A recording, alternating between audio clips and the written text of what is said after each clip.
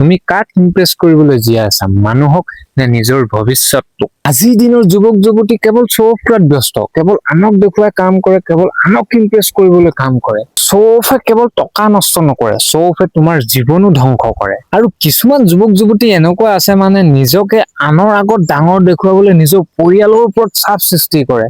আৰু কিছুমান ল'ৰা এনেকুৱা ধৰণৰ মানসিকতা ল'ৰা আছে যিসকলে কলেজ পঢ়িবলৈ মাক দেউতাকক এখন দামী বাইকৰ দাবী কৰে, মাক দেউতাকৰ ওপৰত প্ৰেছাৰ দিয়ে যে মোক এখন যদি দামী বাইক কিনি দিব নোৱাৰা মই তেন্তে পঢ়া শুনা নকৰো, মই কলেজ নপঢ়ো। আৰু তেনেকৈ কোৱাৰ পাছত মাক দেউতাকে ল'ৰাটোক এখন দামী বাইক কিনি দিবলৈ বাধ্য হৈ পৰে, কাৰণ ল'ৰাটো ঘৰখনৰ একমাত্ৰ সন্তান। আৰু তাৰ পিছত কি কৰিব, সেই দামী বাইকখন লৈ একদম মোচনত ছালত কলেজ পঢ়িবলৈ ওলাই যাব, একদম মোচনত ষ্টাইলিছত গৈ কলেজৰ ভিতৰত সোমাব যেন তেওঁলোকে নিজকে ভাবে মই সলমান খান। আৰু সেইখিনিতে যদি দুজনীমান ছোৱালী থাকে তেতিয়া আৰু মোচন দেখাব, লাগিলে সেইখিনিতে RPM দি দিব, ভং ভং বাইক পকাই দিব, যাতে ছোৱালী দুই এজনী ইমপ্ৰেছ হওক তাক দেখি, ৱাও বাইক লৈ কলেজলৈ আহিছে। আৰু তাৰ মাজতে এনেকুৱা ছোৱালীও থাকিব যি দেখি ল'ৰাটোৰ বাইকখন দেখি, তাৰ ষ্টাইল বিলাক দেখি, তাৰ মোচন বিলাক দেখি একদম ইমপ্ৰেছ হৈ যাব, একেবাৰে সেই ল'ৰাটোৰ কাৰণে পগলা হৈ যাব। আৰু ল'ৰাটো আৰু একদম পুৰা কনফিডেন্সটো বাঢ়ি যাব আৰু মোক দেখি চব ইমপ্ৰেছ হৈ গৈছে বুলি। কেইদিনমান খুব ৰিলছ বনাব বাইকখনত উঠি, ফটো আপলোড দিব,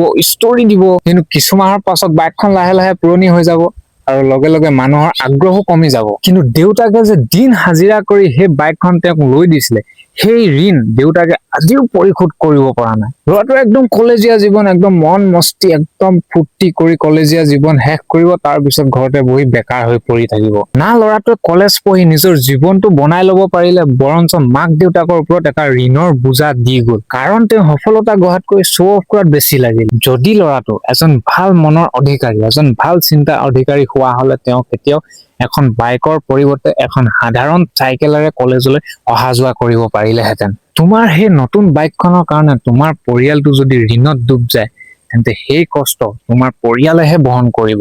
যদি কোনো এজনী ছোৱালী তোমাৰ দামী কাপোৰ, তোমাৰ দামী বাইক, তোমাৰ দামী ফোন দেখি যদি তোমাক ভাল পায়, তেন্তে সেই ভাল পোৱাটো কেতিয়াও স্থায়ী হ'ব নোৱাৰে। কিন্তু যদি কোনোবাই তোমাৰ পৰিশ্ৰম, তোমাৰ চৰিত্ৰ আৰু তোমাৰ সৎ উপাৰ্জন দেখি সন্মান কৰে, তেন্তে সেই সন্মান বহুত ডাঙৰ, কাৰণ সেইটোত আছে তোমাৰ পৰিশ্ৰম, তোমাৰ আত্মসন্মান আৰু তোমাৰ নিজৰ পৰিচয়। প্ৰথমে সদায় নিজকে গঢ়া, স্কিল শিকা, কেৰিয়াৰ বনোৱা আৰু সমাজখনত এটা ভাল নাম সৃষ্টি কৰিবলৈ চেষ্টা কৰা। তাৰ পাছত নিজৰ পৰিশ্ৰমৰ টকাৰ, নিজৰ উপাৰ্জনৰ টকাৰ যি কিনিব মন গৈছে সেইটোৱে লোৱা।